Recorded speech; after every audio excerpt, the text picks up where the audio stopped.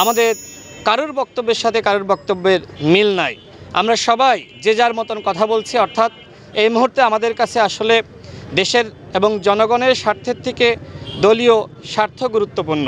যে কারণে মানুষ এক ধরনের বিভ্রান্তির মধ্যে রয়েছে যে বিএনপি এক ধরনের কথা বলছে, জামাত ইসলাম ভিন্ন ধরনের কথা বলছে, গণ অধিকার পরিষদের নেতৃবৃন্দ আরেক ধরনের কথা বলছে, এনসিপি নেতৃবৃন্দ তারা আবার ভিন্ন ভাষায় কথা বলছে। এই যে গণ অভ্যুত্থানের সময় আমরা সবাই এক সুরে হাতে হাত রেখে কথা বলেছিলাম, প্রতিবাদ করেছিলাম, একতাবদ্ধ হয়েছিলাম, সেই একতাবদ্ধ শক্তির মধ্যে যখন আসলে এক একজনের সুর এক এক রকম, তখন আসলে মানুষের বিভ্রান্ত হওয়া খুব স্বাভাবিক।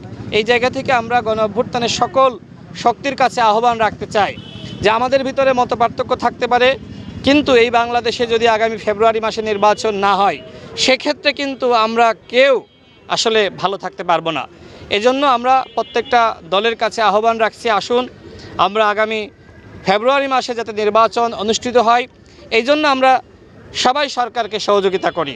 নির্বাচনের বিকল্প বাংলাদেশে নাই। শুরুতে হয়তো অনেকে 2022 সাল থেকে আমরা বিএনপির সাথে আমরা যুগপৎ আন্দোলন করেছি, তাদের সাথে আমাদের সুসম্পর্ক রয়েছে। বিশেষ করে গণ অভ্যুত্থানের সময় বিএনপি এবং গণ অধিকার পরিষদ একসাথে কাজ করেছে। গণ অধিকার পরিষদ বিএনপির মতন এত বড় দল না, কিন্তু এদেশে গণ অভ্যুত্থানের যে প্রেক্ষাপট সেই প্রেক্ষাপট কিন্তু আমরা তৈরি করেছি।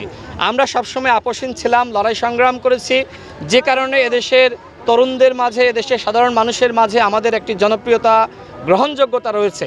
এবং আপনি লক্ষ্য করে থাকবেন যখন বড় বড় রাজনৈতিক দলগুলো রাজপথে নামতে পারে নাই তখন কিন্তু আমরা রাজপথে নেমেছি, প্রতিবাদ করেছি। অর্থাৎ এদেশে ধারাবাহিকভাবে আন্দোলন সংগ্রাম আমরা চালিয়ে গিয়েছি এবং মানুষকে আমরা সাহস শক্তি জুগিয়েছি। শুধুমাত্র সাধারণ জনগণকে না, রাজনৈতিক দলগুলোকেও আমরা শক্তি এবং সাহস জুগিয়েছি।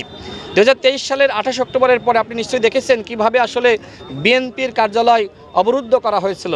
তখন কিন্তু প্রতিনিয়ত আমরা বিএনপির কার্যালয়ের সামনে দিয়ে মিছিল করেছি। এর একটাই কারণ হলো যে বিএনপির নেতৃবৃন্দকে, বিএনপির নেতাকর্মীদেরকে এক ধরনের সাহস সৃষ্টি করা যে তোমরা ভয় পেও না, আমরা তোমাদের ভাই, আমরা রাজপথে রয়েছি, তোমরা আমাদের সাথে রাজপথে নেমে আসো। এইভাবে কিন্তু আমরা আমাদের জীবনের ঝুঁকি নিয়ে রাজপথে ছিলাম। সেই জায়গা থেকে এখন যেহেতু শেখ হাসিনার পতন হয়েছে, আওয়ামী লীগের পতন হয়েছে, এখন নির্বাচন নিয়ে অনেক আলোচনা চলছে। বিএনপির সাথে গণ অধিকার পরিষদের নির্বাচন নিয়ে অনানুষ্ঠানিক বিভিন্ন সময় আলোচনা হয়েছে এবং অন্যান্য দলও কিন্তু আমাদেরকে বিভিন্ন সময় আমাদের সাথে আলোচনা করেছে যে কিভাবে আসলে আমরা আগামীতে একসাথে রাজনীতি করতে পারি, জোটগতভাবে নির্বাচন করতে পারি। শুধু বিএনপি নয়, আরও অন্যান্য দলের সাথেও আমাদের নির্বাচন নিয়ে আলোচনা হয়েছে। তো সেক্ষেত্রে যেহেতু 22 সাল থেকে বিএনপির সাথে আমাদের যুগপৎ আন্দোলনের সম্পর্ক, একসাথে লড়াই সংগ্রাম করেছি, একসাথে হাসিনার পতন ঘটিয়েছি, তো বিএনপির সাথে আমি আশাবাদী যে ইতিবাচক আলোচনা হবে এবং যদি সাম্য এবং ন্যায্যতার ভিত্তিতে কোনো সিদ্ধান্ত গৃহীত হয় বা বিএনপি সেটি গ্রহণ করে, সেক্ষেত্রে বিএনপি এবং গণ অধিকার পরিষদ আগামী নির্বাচনে একসাথে করতে পারে।